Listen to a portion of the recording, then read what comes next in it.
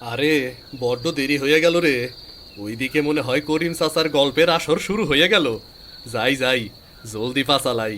সেদিন একবার নানুর বাড়িতে ঘুরতে যাওয়ার কারণে গল্পটা মিস হয়ে গেছিল।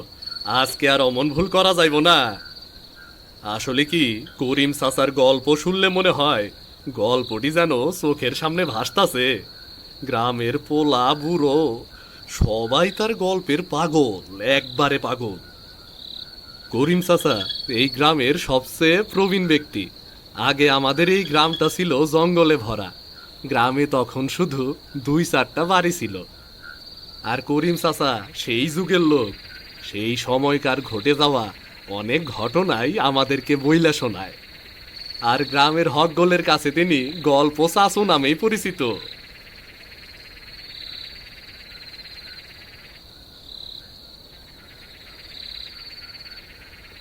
ওই তো, ওই তো, প্রায় সবাই চইলা আইছে। কিরে ভীরু, আজকে এত দেরি হলো কেন?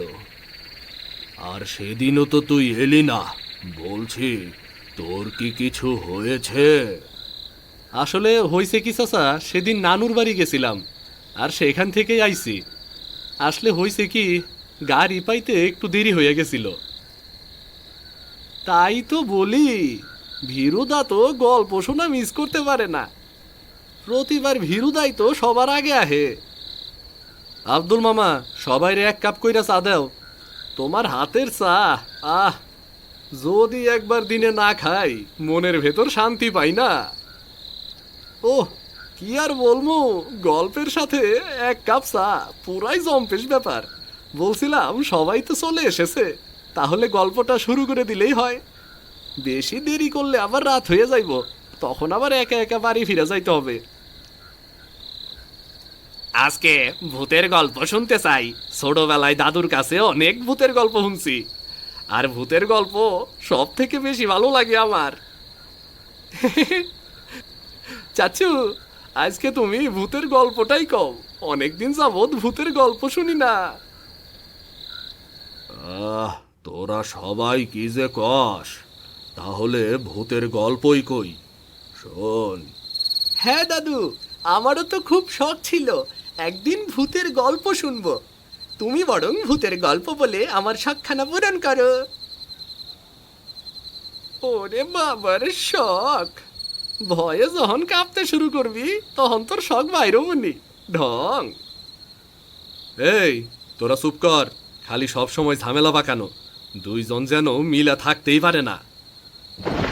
চাচু, তুমি গল্প বলা শুরু করো। ওদিকে আকাশের অবস্থাটাও ভালো না। যে হারে বিজলি চমকাচ্ছে তাতে মনে হয় মুষলধারে বৃষ্টি শুরু হবে।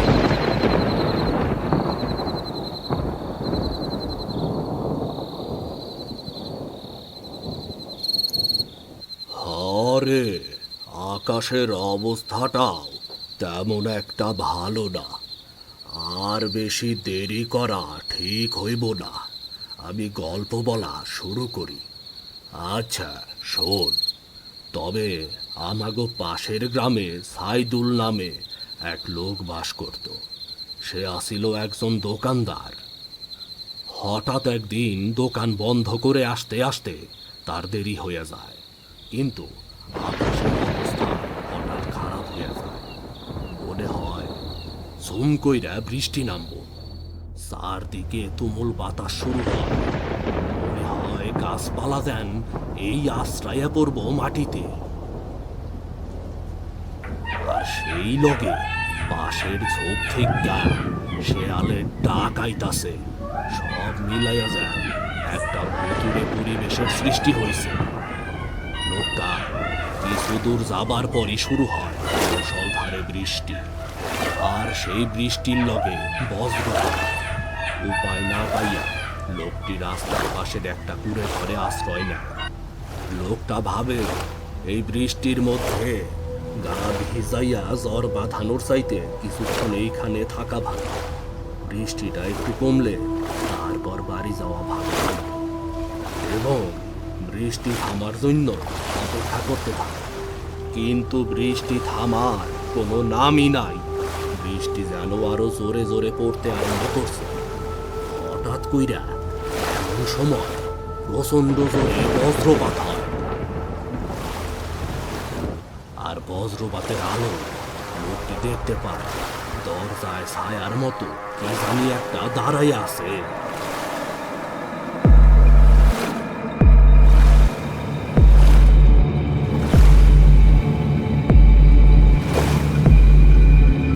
গল্পটা কেবল শুরু হয়েছে। ঠিক এমন সময় আমার ফোনটা বেজে উঠল।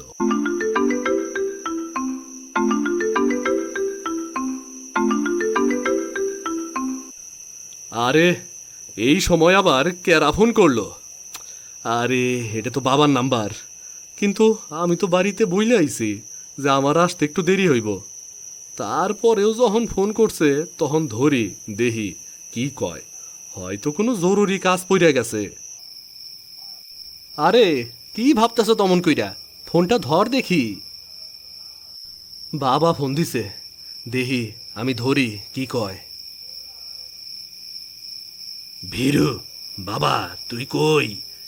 তুই এখনই বাড়িতে আয়। কেন বাবা, কি হইছে? দেখ বাবা, এখন কথা বলা সময় নাই, জরুরি একটা কাজ পড়ছে। আগে আয়, তারপর সব কইতাছি। আমার এখনই যাইতে হইব। বাবা জরুরি কাজে ডাকছে, তাইলে সবাই থাকো, কালকে আবার দেখা হবো। দেখা শুই না যাইস বাবা। সবার থেকে বিদায় নিয়ে আমি বাড়ির দিকে হাঁটতে আরম্ভ করলাম। হঠাৎ আকাশ মেঘে ঢেকে গেল আর প্রচুর বিদ্যুৎ চমকাতে শুরু করল।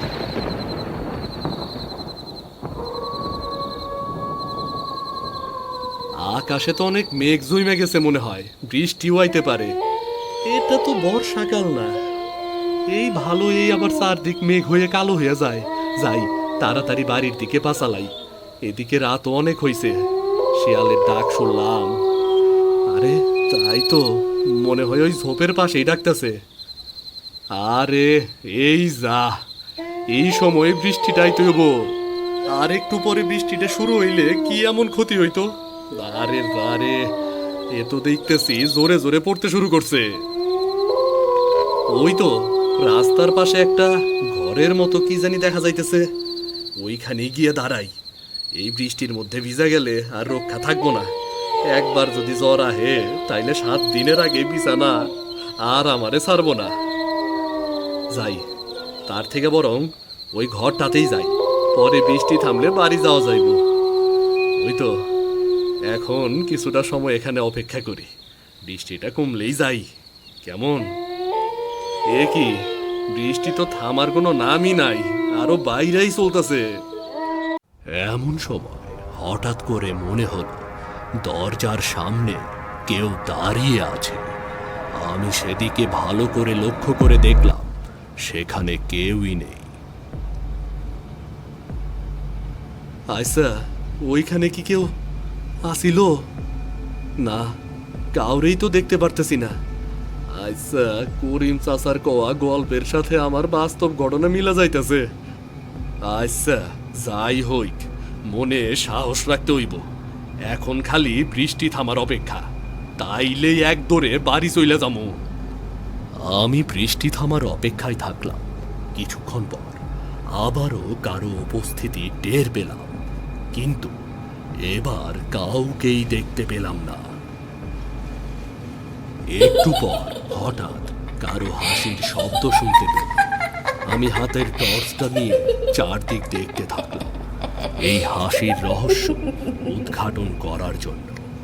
হঠাৎ ঘরটিতে লাইটটা ধরতেই দেখতে পেলাম কাপড় পরিহিত একটা মেয়ে গলায় দড়ি দিয়ে ঝুলছে। দৃশ্যটি দেখার পর আমার সারা শরীর ঠান্ডা হয়ে গেল। একটু পর মেয়েটি এক অদ্ভুত ভাবে আমার দিকে তাকিয়ে একবার হাসতে আরেকবার কাঁদতে শুরু করলো। এই দৃশ্যটি দেখার পর আমি আর নিজেকে সামলাতে পারলাম না, সেখানেই জ্ঞান হারিয়ে ফেললাম।